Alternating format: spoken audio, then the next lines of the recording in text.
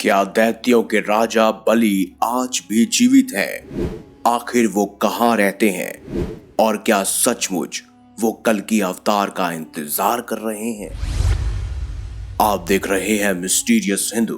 तो चलिए अब करते हैं ज्ञान की बात। वीडियो में आगे बढ़ने से पहले हमारे चैनल को सब्सक्राइब अवश्य करें और बेल आइकन जरूर दबाएं। पौराणिक कथाओं में राजा बलि का बहुत बार उल्लेख मिलता है। ऋषि कश्यप के कुल में जन्मे राजा बलि के दादा का नाम प्रहलाद था और पिता का नाम विरोचन। वो महर्षि कश्यप तथा दैत्य हिरण्यकश्यपु के कुल में जन्मे एक दैत्य राजा थे। स्वभाव से वो अपने दादा के समान दानवीर थे, किंतु उनमें दैत्य गुणों के कारण अहंकार और अधर्म भी था। वो अत्यंत शक्तिशाली और पराक्रमी राजा थे और इसी के बल पर उन्होंने तीनों लोगों पर अपना राज्य स्थापित कर लिया था। उनकी राजधानी दक्षिण भारत में केरल में थी।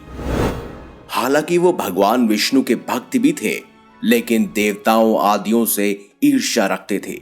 इसी ईर्ष्या में उन्होंने इंद्र को उनके सिंहासन से अधपस्त करने के लिए एक यज्ञ किया। उन्होंने 99 यज्ञों का सफलतापूर्वक आयोजन कर लिया था और यदि 100वां यज्ञ भी निर्वत आयोजित कर लिया जाता तो इंद्र के पद पर वो हमेशा के लिए आसीन हो जाते। उनके इसी कृत्य के कारण देवताओं में भय उत्पन्न हो गया, लेकिन किसी में भी उन्हें रोकने की शक्ति नहीं थी। स्वयं देवराज इंद्र असहाय अनुभव कर रहे थे। जब वह 100वां यज्ञ आयोजित करने जा रहे थे, तब इंद्र सभी देवताओं के साथ मिलकर भगवान विष्णु से सहायता मांगने गए ताकि धर्म की रक्षा की जा सके। राजा बलि उनके प्रिय भक्त प्रहलाद के पौत्र थे, इसीलिए वो उनका वध नहीं करना चाहते थे। इसीलिए उन्होंने सिर्फ और सिर्फ उनका अहंकार दूर करने के लिए ही अवतार लिया था।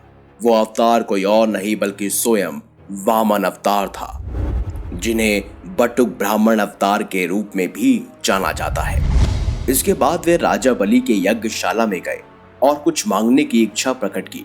राजा बलि द्वार पर आए किसी ब्राह्मण को खाली हाथ वापस नहीं भेजते थे, इसीलिए वह यज्ञ शुरू करने से पहले ब्राह्मण को दान देने की इच्छा से बाहर आ गए। भगवान विष्णु के अवतार यानी कि वामन अवतार ने उनसे 3 पग भूमि की मांग रखी। इसके लिए राजा बलि भी मान गए और इसी के चलते भगवान वामन ने अपना अवतार आकाश तक बड़ा कर लिया, जो संपूर्ण लोकों में फैल गया। उन्होंने अपने एक पग से संपूर्ण पृथ्वी तो दूसरे पग में संपूर्ण लोगों को नाप दिया। तीसरे पग को रखने के लिए अब कोई जगह नहीं बची थी। ये देखकर राजा बलि का अहंकार नष्ट हो गया और उन्होंने उनसे विनती की कि वो अपना तीसरा पग राजा बलि के मस्तक पर रखे। भगवान विष्णु ने तीसरा पग रखकर उसका मान भंग किया और उसे पाताल लोक भेज दिया। इस प्रकार राजा बलि के हाथों से स्वर्ग और पृथ्वी का अधिकार उन्होंने छीन लिया और अब वो पाताल लोक में रहते हैं। कहते हैं कि वो आज भी जीवित है, तभी तो वो 8 चिरंजीवियों में से एक है और वो पाताल लोक में निवास करते हैं।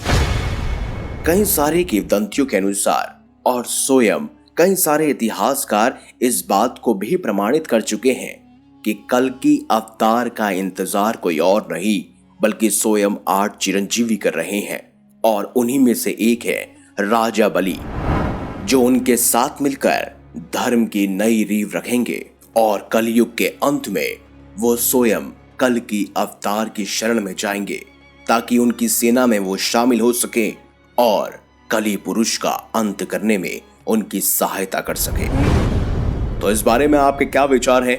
कमेंट बॉक्स में हमें जरूर बताएं। अगर आपको वीडियो अच्छी लगी है तो लाइक करें, हमारे चैनल को सब्सक्राइब करें और ज्यादा से ज्यादा शेयर भी करें। मिलेंगे अगली बार एक नई खास वीडियो के साथ। तब तक के लिए देखते रहिए संपूर्ण ज्ञान का केंद्रीय बिंदु मिस्टीरियस हिंदू।